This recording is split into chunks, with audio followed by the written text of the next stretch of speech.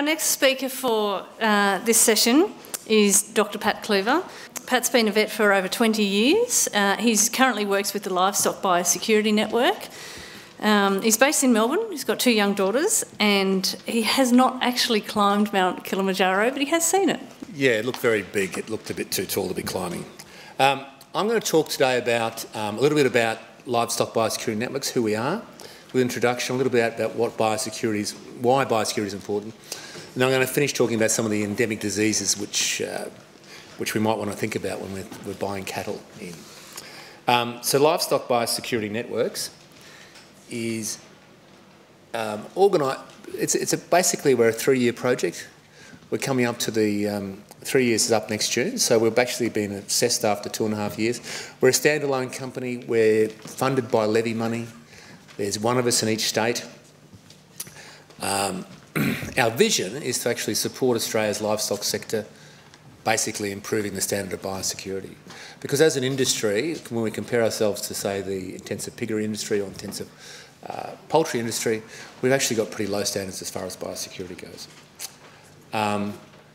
Other thing which we are is we're actually into that animal health extension. We're basically an extension organisation, and we're sort of stepping into that breach which is being, to some extent, state governments are pulling out of. We're a standalone company, so that serves our purpose at the moment. We've had an independent board chaired by David Palmer, ex-MLA CEO, and we have 2 representatives from the cattle industry and 2 representatives from the sheep industry. If you're interested in working for us, we actually have a vacancy in the southern New South Wales. So I can only promise you work for a year, but a very valuable work and very rewarding work it'll be indeed. So why is biosecurity important? This is a famous picture of the 1890s rinderpest outbreak, which was a disease introduced into the Horn of Africa, probably from cattle from India, and swept through Africa, killing 90% of the cattle in the country. And this is actually a photograph of how these cattle were found.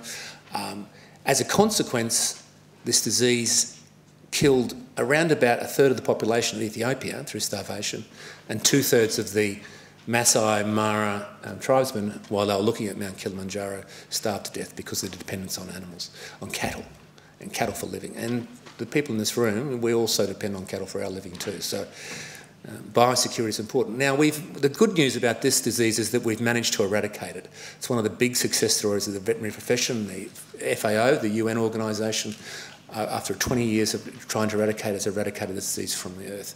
So, and they will eradicate this virus from the earth in a couple of months' time when they actually work out whether they need to keep stocks of this virus or not. But it's like smallpox. It's one of the few things nice things we've managed to make extinct.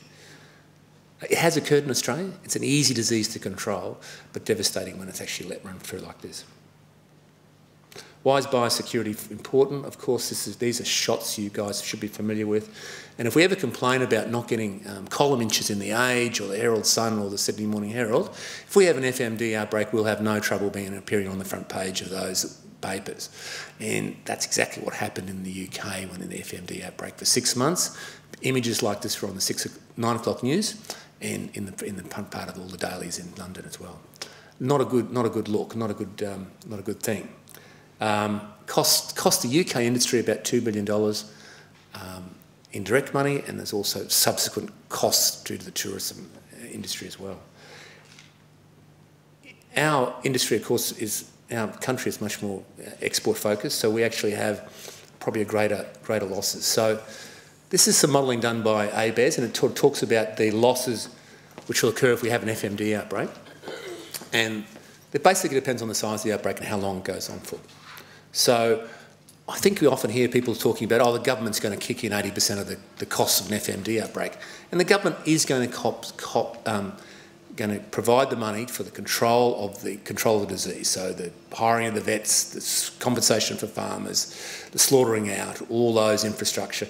And if it's a large outbreak, it's going to cost $370 million. So that's a substantial amount of money. It's a lot cheaper if we get the disease early and detect it and make sure that it hasn't spread very far before we find it. That's about $100 million. $370 million looks a lot smaller if you write 0.37 billion as well, I think. But of course, the second column shows the revenue loss. So this is the losses that will be incurred by mostly by the rural communities in Australia, but mostly by the beef industry. And the beef industry, dairy industry and the sheep industry have the most to lose. In a large outbreak, we're talking about $54 billion. In a small outbreak, if we're vigilant, if we have biosecurity plans on farms, and we limit the spread of it, we're going to end up with a $6 billion bill at the end of it. Now, government's not going to chip in anything on this bit. So overall, if you look at the overall cost, government, in a large outbreak, government's going to chip in about 2%. The rest of it is industry money. Or not industry money, but foregone losses. So this is why, this is where all the costs go. And someone talked about pouring water, cold water on everyone's exuberance about beef prices at the moment. This is a whole glacier of cold water, this one. So this is the cost after an outbreak, a large outbreak, the first scenario, 80% drop in beef prices. And that extends out till 10 years where it still hasn't fully recovered to pre-export prices. So this is due to the fact that the disease takes a year to control, another 6 months to prove we're free.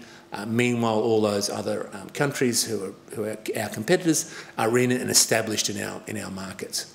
The sensitive markets are the big ones, Japan, US, Korea, Europe. They're the sensitive markets as far as FMD goes, and they will shut the gate down almost certainly. If the outbreak's small, this scenario looks like it's a couple of weeks to slaughter out 3 or 4 herds, and then we've got the thing under control. We're talking to our customers saying we're going to be back on track soon. And it's a substantial hit, it's 15%, but within 3 to 4 years we're back to normal trading. So there is an enormous dividend to actually discovering this disease early. There's an enormous dividend to keeping this disease out in the first place, but if it gets in, there's a $46 billion incentive to actually detect it early and eradicate it quickly. That's pretty good money.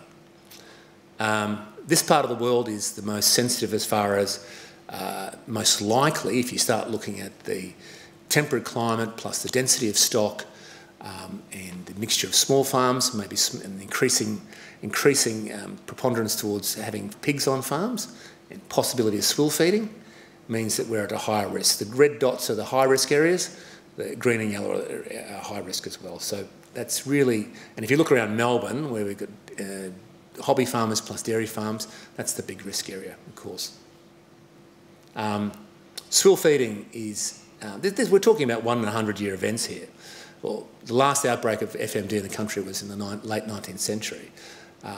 But increasingly mobile population, increasing pig holdings, small pig holdings, and these running on bioorganic or organic measures, a lot of feeding of scraps and table scraps. A recent survey looked at country restaurants in Victoria where they're feeding, knowingly giving kitchen waste to pig producers. About 16% indicated yes. At the same time, there was an FMD outbreak in Korea, which meant that a young Korean entrepreneur decided that caused a price crash in the pork industry over there. So pork prices dropped. Of course, that means dim sims are quite cheap to buy in Korea. He imported a couple of raw container loads full of pork meat in the form of dim sims. It was intercepted on the Brisbane wharves, of course, which was nice. But it doesn't take much of a connection between that import, going into a country kitchen, cheap dim sims, going off on the table, thrown in the scrap bin into a piggery. It's the channels are there. So the important thing is small versus large outbreaks. So these are some of the outbreaks. On the x-axis, you can see the number of herds or premises involved in the outbreaks. In the UK, involved 2,000. Uruguay at the same time had an outbreak of about the same number of farms. The x-axis is the time to take to detect the disease. The important thing is that a lot of these outbreaks down the bottom here are quite small numbers. These larger outbreaks are probably unusual, but and the longer the time we go on, the more likely it is to go. So again, early detection. But what we've really got to do is detect the disease before it gets to a propagation event. So Uruguay and UK, that was sale yards, okay? Animals going through sale yards. Sale yards are, it's one of the things Tim did mention, that sale yards are very good at propagating disease as well. Saskatoon is Saskatchewan.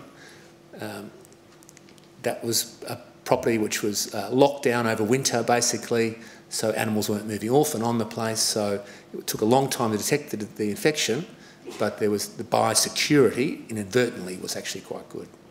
So Taiwan, the outbreak was basically every farm in Taiwan, and the pig industry there, so it was all pigs, has never recovered from that outbreak in '97.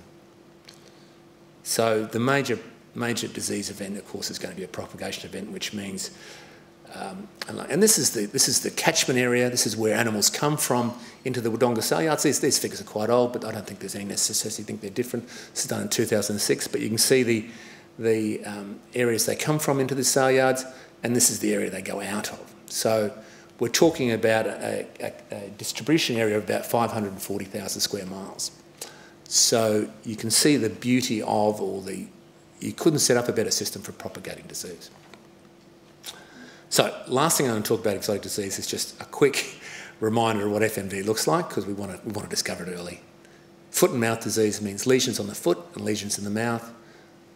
If you've got European cattle, they will be looking very sick, they'll be slobbering in the mouth and they'll be lame. You'll get lesions like this. Now this looks like foot rot in cattle, doesn't it? And could quite well be. You could quite easily see. If you see a number of cattle like this, and if they've got lesions in the mouth that look like this, then you've got to ring Jeff Cave down the road here, or Mark, who's in the audience here, who works in Albury. So I know it's hard to focus on a disease which occurs maybe every 100 years, but biosecurity will reduce the spread of that disease. I'm going to talk a little bit now about some of the endemic diseases which might cause, which we're dealing with all the time, which causes, which we can minimise or reduce our risk anyway of getting all the impact they have on our herds.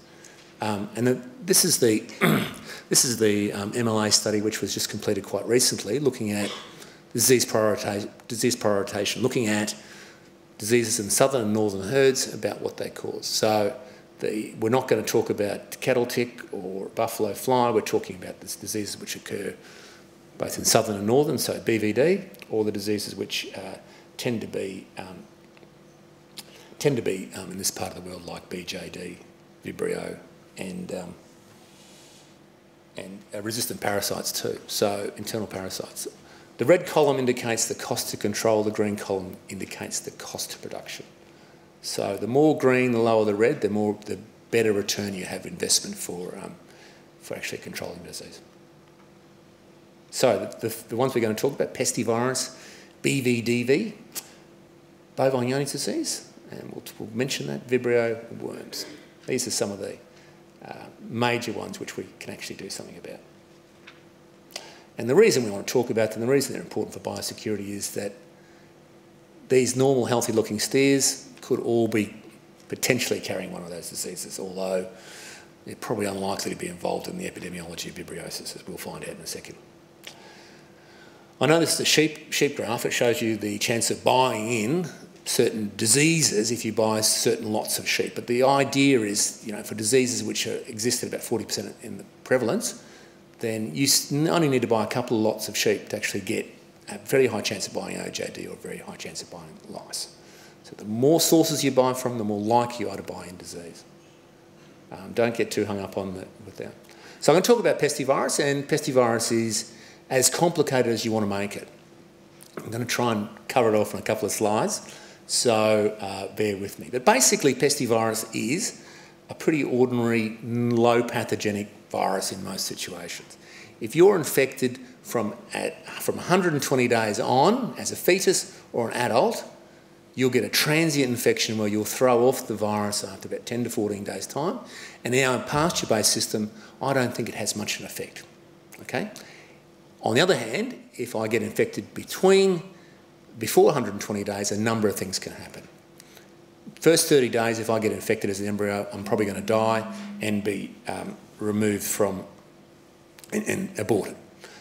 30 to 90 days, I'm likely to be born what is called a PI, persistently infected, and after that I'm probably going to have a little bit of my brain destroyed or something like that. So this whole idea about PIs is I think, it's a difficult concept to get across, but I'll try and do it. So pesty in early pregnancy we get infection of both the dam and if she's naive, if she has never been infected before, we get infection of the dam. If the dam's been infected before, there's no consequence whatsoever. She won't get infected. If she has antibodies, either due to vaccination or antibodies due to natural infection, then she won't affect her. But if she's a naive animal, she gets infected, then both the calf and the cow get infected. The cow will become transiently infected, will throw off the infection. If the embryo becomes or fetus becomes infected in that 30 to 90 day period, it's when the immune system's developing, it's when the immune system is working out what belongs to the calf. So what we don't want to do is the immune system to actually recognise parts of your own body as being foreign. So if this virus is in the animal at the same time, it doesn't get recognised as being foreign. So the body will never mount an immune response for it. That's why they're persistently infected. The virus replicates in these animals continually, uninhibited by the immune system. So the dam can abort, so we can have an empty cow, or we can have a now immune dam with a persistently infected calf. Calf's born, PI, a couple of things it can do. It can look normal, okay? Most of them don't. Most of them, some of them will have brain abnormalities. Most of them will be poorly grown and last, 80% of them die within 2 years. So what does that mean for us? Well, obviously the big effect is going to be on reproductive status. And Julian put it very, very well. The actual effect on your herd is going to depend on a couple of things. What your current status is, whether you've got PIs, and whether you can manage it. The thing about pestivirus is it's quite dynamic, it actually changes. You can, if you've got a PI in your herd, you're probably going to have a fairly immune herd, and they're probably going to be, there's not much consequence of it. But if that PI comes into a young group of heifers who are pregnant and exposes them to that, then there's consequences for it. What you don't want to do is end up with a naive herd and be buying animals in willy-nilly, exposing yourself to potentially reproductive disasters. And they're out there, they do happen.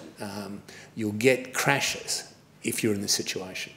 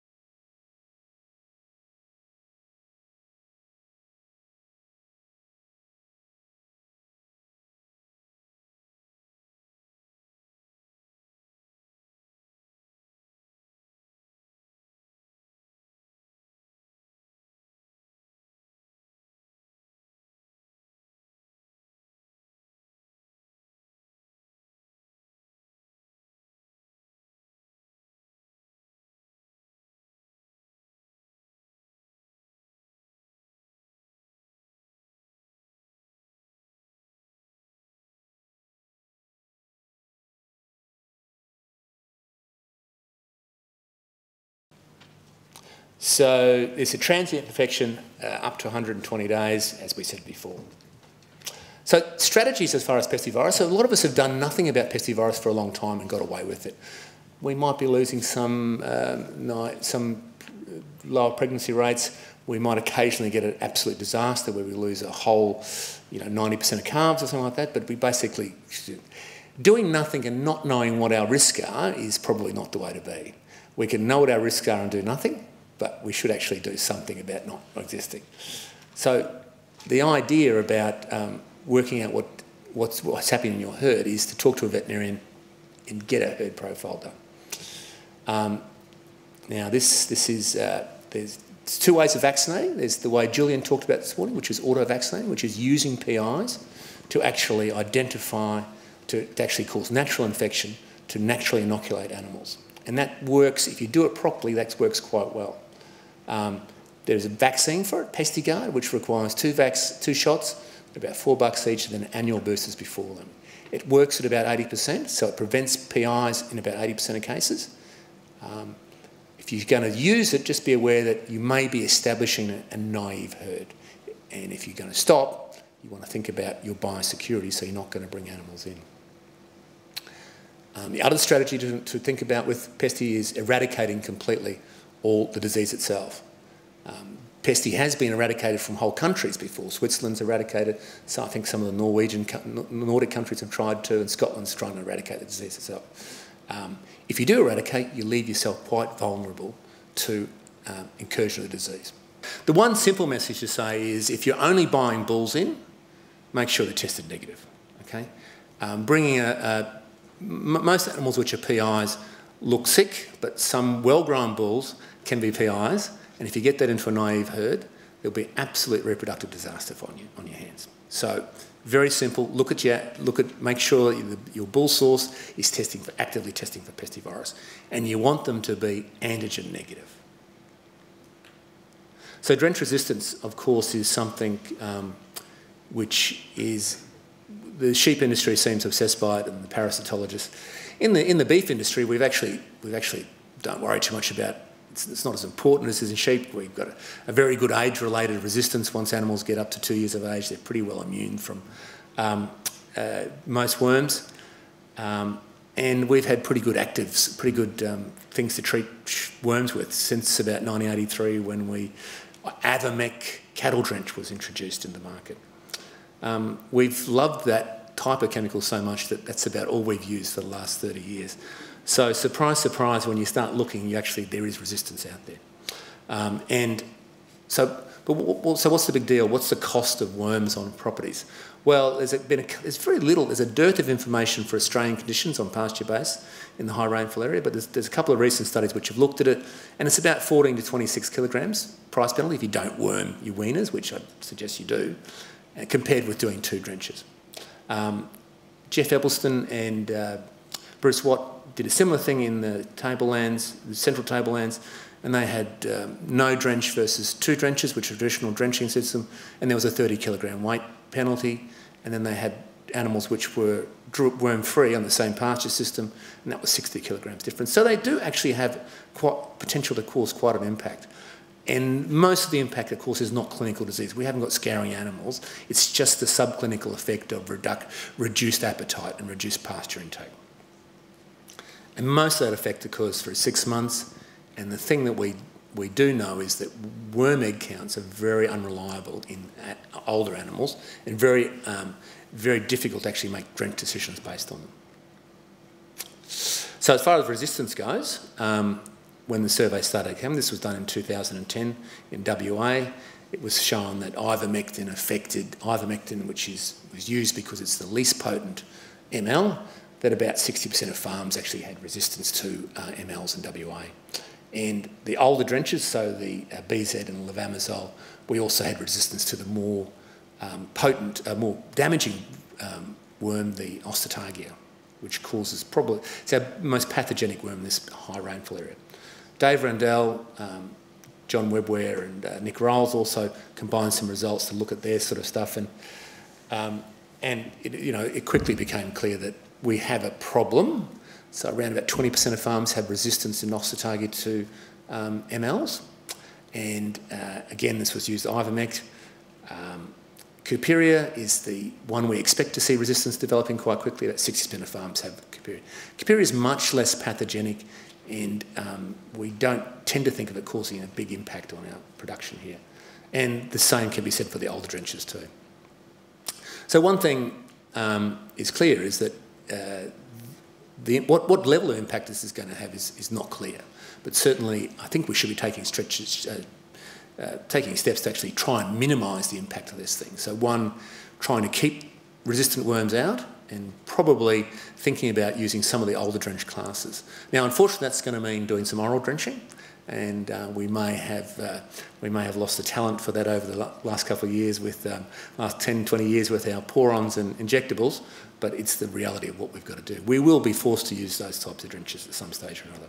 So trying to minimise the use of MLs, trying to probably in younger animals, trying to use white BZ levamisole combinations, and keeping out multiple resistant worms by doing quarantine drenching. So drenching sheep with a triple active cattle with a triple active when they arrive on.